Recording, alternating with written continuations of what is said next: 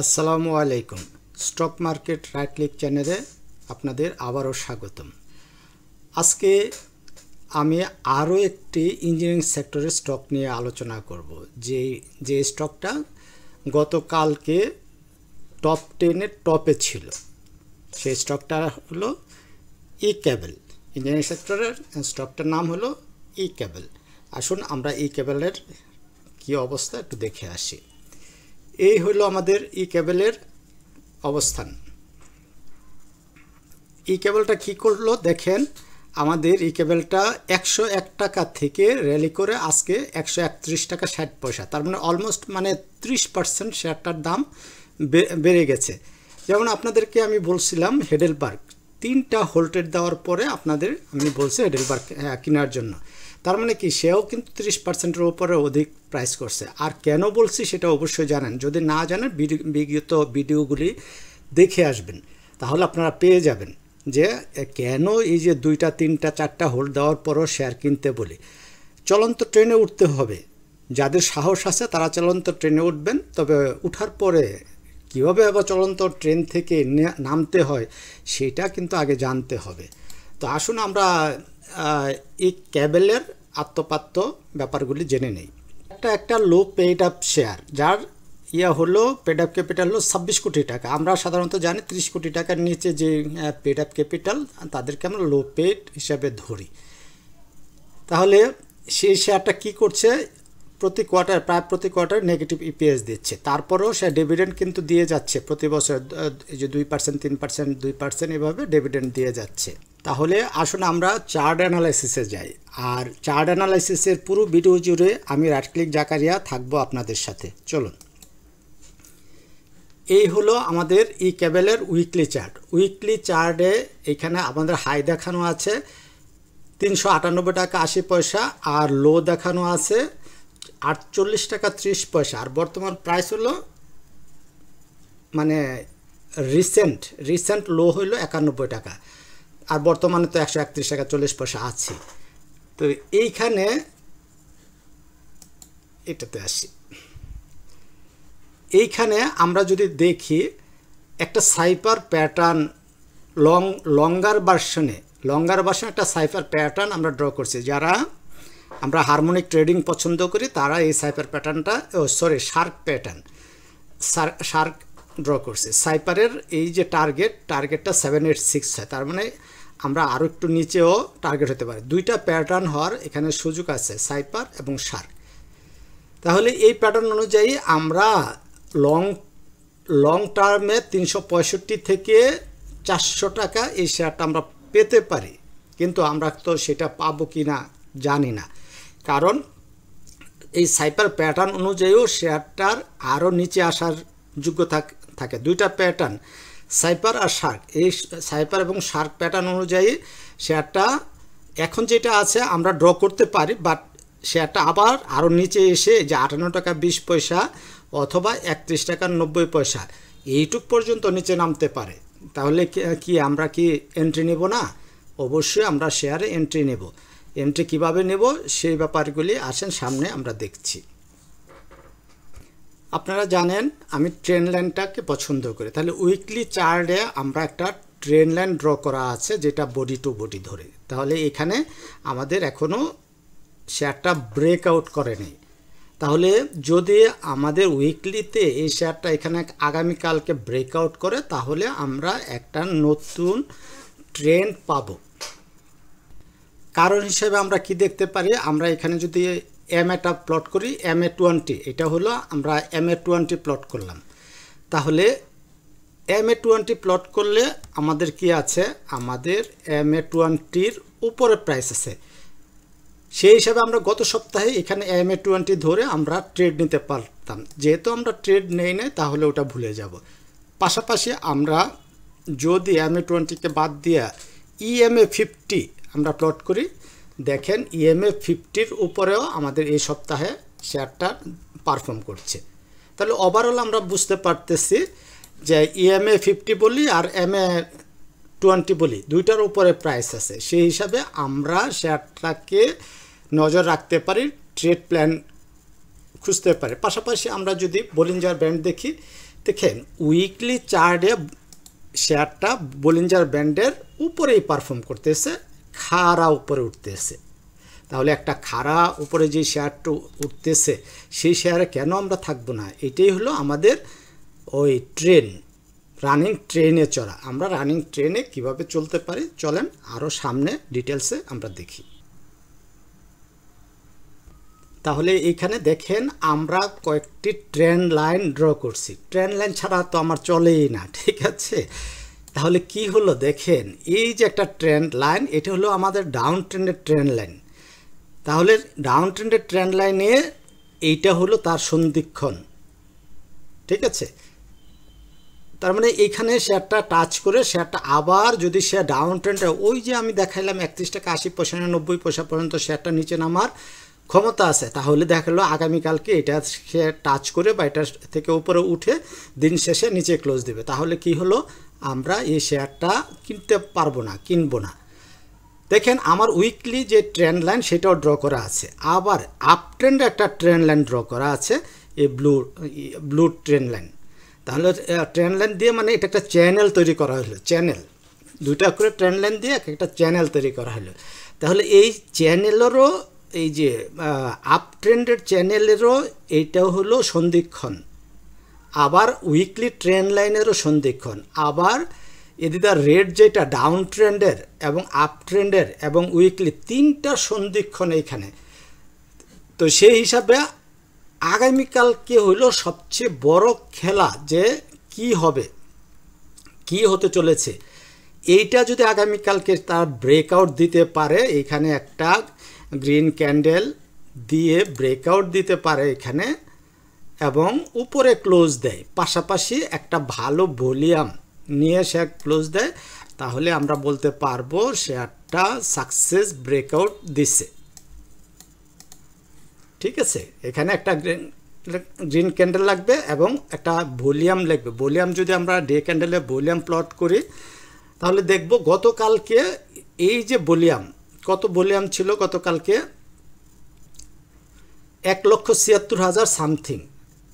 তাহলে আগামীকালকে একটা গ্রিন ক্যান্ডেল লাগলে এই 1,76,000 সামথিংয়ের উপরে ভলিউম আমাদের দরকার। যদি উপরে ভলিউম দিয়ে শেয়ারটা অ্যাটলিস্ট আমাদের 138 টাকা বা হোল্টেড হয়, কারণ 1,76,000 ভলিউম যদি হয় তাহলে শেয়ারটা হোল্টেড হতে হবে।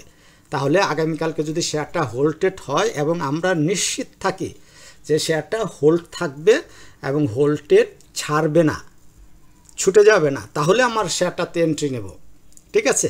এন্ট্রি নিলে আমাদের টার্গেট কি হবে? আসেন আমরা টার্গেটটা নির্ণয় করি হারমোনিক প্যাটার্নের অনুযায়ী।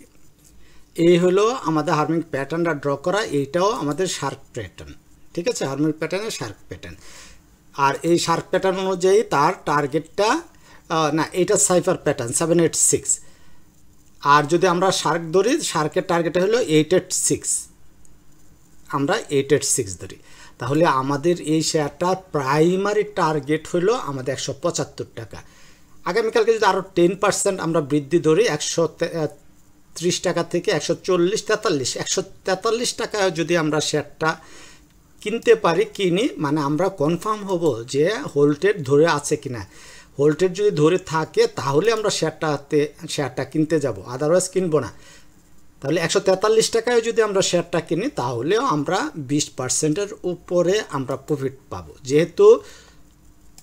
যেহেতু এখন ট্রেন্ড চলতেছে লো পেইডের এবং ইঞ্জিনিয়ারিং সেক্টরটা তাদের মানে এক ধাপ সামনে আছে, দেখা যায় একদিন দুই দিন পর পরে ইঞ্জিনিয়ারিং সেক্টরটা টপে চলে আসে, সেক্টর টপে চলে আসে। সেই হিসাবে আমরা এটাকে অবশ্যই মাথায় রাখবো এবং এটাতে এন্ট্রি নেওয়ার জন্য চেষ্টা করব। কারণ এই যে আগামীকালকে এইখানে যদি শেয়ারটা ব্রেকআউট দেয়, ব্রেকআউট দিলে আমরা হোল্টেড ধরে এই জায়গাতে শেয়ারটা আমরা কিনবো, এই জায়গাতে কিনবো। কেন কিনবো শেয়ারটা? আমরা দেখেন আমরা যতগুলি জিনিস আমরা শিখছি সেইগুলি যদি আমি প্লট করি, ধরেন এমএ এটা উপরে আছে, এমের সাথে 50-20 ক্রস ওভারটা যদি আমরা প্লট করি, অলরেডি ক্রস ওভার হয়ে গেছে, ঠিক আছে?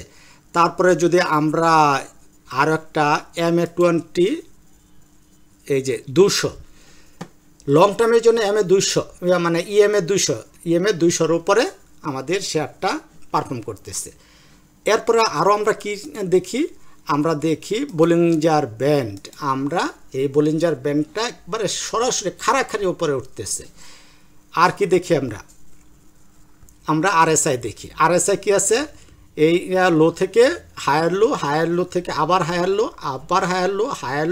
লো করে করে শেয়ারটা উঠছে। এখন হতে পারে শেয়ারটা কালকে উঠে সে পড়ে যাবে কতটুকু, আমরা আরএসআইয়ের দিকে তাকায় থাকবো।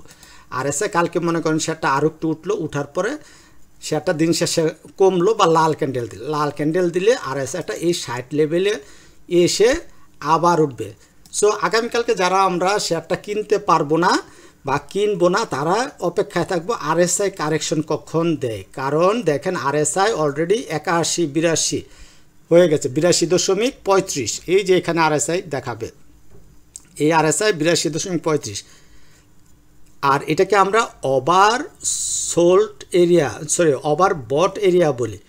তাহলে আমাদের এখানে আরএসআই কারেকশনের একটা ব্যাপার থাকতে পারে। আগামীকালকে যদি এই আরএসআইটা 90 উঠে যায় বা 92 উঠে যায়, দিন শেষে শেয়ারটা পড়ে যাওয়ার সম্ভাবনা তৈরি করবে।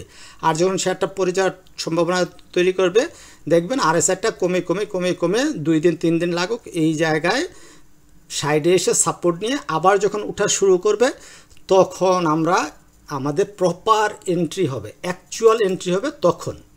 আর তখন যদি এন্ট্রি নেই তাহলে আমাদের লস করার সম্ভাবনা একেবারেই কমে যাবে। আরএসআই কারেকশন করে শেয়ারটা কতটুকু পর্যন্ত প্রাইস কারেকশন করতে পারে আমরা যদি চিন্তা করি, আমরা এইখানে একটা আমাদের ব্যাপার আছে, এইটুক পর্যন্ত আসতে পারে 118 টাকা আশেপাশে, অথবা যদি এত নিচে না আসে তাহলে আমাদের আসতে পারে এইটুক। তার মানে আমাদের একটা জুন যদি আমরা কল্পনা করি, শেয়ারটা কারেকশন করে আমাদের এইখান থেকে আমরা ধরবো, এইখান থেকে এইটুক পর্যন্ত, এই জুনে আমাদের শেয়ারটা কারেকশন করে আসতে পারে। আর যদি এই জুনে শেয়ারটা আসে কারেকশন করে এই জুনটাতে আসে, তাহলে আমাদের অপরচুনিটি থাকবে ভালো একটা রিটার্ন পাওয়ার। এবং এই জুন থেকে মনে করেন আগামীকালকে এই শেয়ারটা এখানে যে দিন শেষে এদিকে ক্লোজ দিল, তারপরের দিন আরও এসে এদিকে ক্লোজ দিল, পরের দিন এইখানে এসে সে উঠা শুরু করলো এবং আরএসআই কারেকশন হলো, আমরা তখন এই লেভেলে আমরা এন্ট্রি দেব। এন্ট্রি লেভেলটা কততে হতে পারে, 124-25 টাকায় হতে পারে। আর যখন 124-25 টাকায় এন্ট্রি জুনটা হবে, তাহলে এইটাও আমাদের ব্রেকআউট দেবে, পাশাপাশি আমাদের মোটামুটি ফাইনাল হয়ে যাবে, শেয়ারটা 175 থেকে 180 টাকা পারফর্ম করবে। এইটা হলো আমাদের রেজিস্ট্যান্স জোন, এইটাই আমাদের প্রপার রেজিস্ট্যান্স জোন। আমরা এখান থেকে যদি একটা রেজিস্ট্যান্স জোন ড্র করি, এইটা হলো আমাদের প্রপার রেজিস্ট্যান্স জোন। এইটা কত টাকা, আমাদের প্রপার রেজিস্ট্যান্স জোন হলো 170 থেকে 185 টাকা, এইটা আমাদের রেজিস্ট্যান্স জোন। আশা করি ভিডিওটা ভালো লাগছে। যদি ভিডিওটা আপনাদের কাছে ভালো লাগে, আমার অ্যানালাইসিসগুলো আপনাদের পছন্দ হয়, তাহলে চ্যানেলটা অবশ্যই সাবস্ক্রাইব করবেন, কমেন্ট করবেন, বেশি বেশি কমেন্ট করবেন। আমি কমেন্টের উত্তর দিতে আমি পছন্দ করি। কিছু কমেন্টের উত্তর আমি দিচ্ছি না, ইচ্ছা করে দিচ্ছি না, এইগুলি সময় না এখন কমেন্টের উত্তর দেওয়া, এইগুলি দেরি হবে।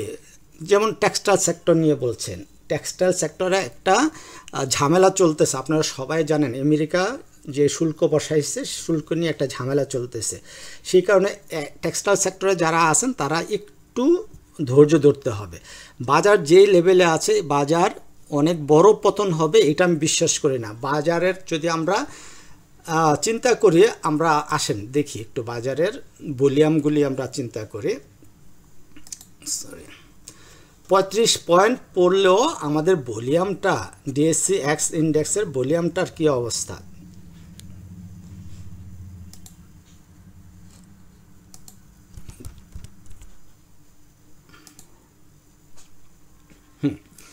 দেখেন ভলিউম কিন্তু আমাদের বলতেছে বাজার উপরে যাচ্ছে, ভলিউম প্রতিদিন বাড়ছে। গতকালকে 35 পয়েন্ট পড়ার কারণে একটু ভলিউমটা কমছে। এখন আগামীকালকে দেখে গেল এই ভলিউমটাকে যদি পার করে দেয়, কত ভলিউম 500 কোটি টাকা, হ্যাঁ, এই 500-র উপরে যায়, তার মানে আমরা ধরতে পারি এই মাসে আমরা 6000 কোটি টাকার ট্রেড আমরা দেখব। ঠিক আছে, এখানে 5000 আরও 1000 কোটি টাকা ট্রেড পর্যন্ত আমাদের, সরি আমি এক্সট্রিমলি সরি, আমি 1000 বলতেছি, 500 কোটি টাকা ট্রেড হচ্ছে। এই ট্রেডটা আমাদের ধীরে ধীরে এই মাসে 600 কোটি টাকা বা তারও অধিক আমরা ট্রেড দেখব। তাহলে কি হবে, আস্তে আস্তে যখন ট্রেড ভলিউম বাড়বে মানুষ আস্তে আস্তে ইনভেস্ট করা শুরু করবে। এই যে এইখানে দেখেন, এইখানে আমাদের 600 কোটি টাকা আমাদের ট্রেড হয়েছে 25শে ফেব্রুয়ারি। আবার আমরা এই এপ্রিলেও আমরা 600 কোটি টাকা বা তার অধিক আমরা ট্রেড ভলিউম আমরা দেখব আশা করি। সো এত হতাশ হওয়া যাবে না, আশা করি বাজার সামনে ভালো হবে ইনশাল্লাহ। আমাদের সেক্টর অনুযায়ী বা ওই যে স্টক অনুযায়ী আমাদের প্লে করতেছে, আমাদের আপাতত নজর রাখতে হবে ওই স্টক অনুযায়ী, স্টকের দিকে। আমরা পুরা বাজার একবারে উঠে যাবে এরকম পরিবেশ এখনও সৃষ্টি হয় নাই, কিন্তু তার রচনা তৈরি হয়েছে। আস্তে আস্তে বাজার ভালোর দিকে যাচ্ছে। আগে একটা সময় আমাদের ভলিউম হয়তো কত 300 কোটি টাকা, 300 নিচে ছিল 350 কোটি টাকা। এখন আমাদের অন অ্যাভারেজে এই 400 কোটি টাকার উপরে থাকতেছে, অন অ্যাভারেজ 400 কোটি টাকার উপরে আমাদের থাকতেছে। সেই হিসাবে বাজার সামনে ভালো হবে ইনশাল্লাহ। সবাই আমরা আশা করি, আশা নিয়ে আমরা বেঁচে থাকি। আমিও আশা করি বাজার সামনে ভালো হবে, আমরা সবাই ভালো প্রফিট করতে পারবো ইনশাল্লাহ।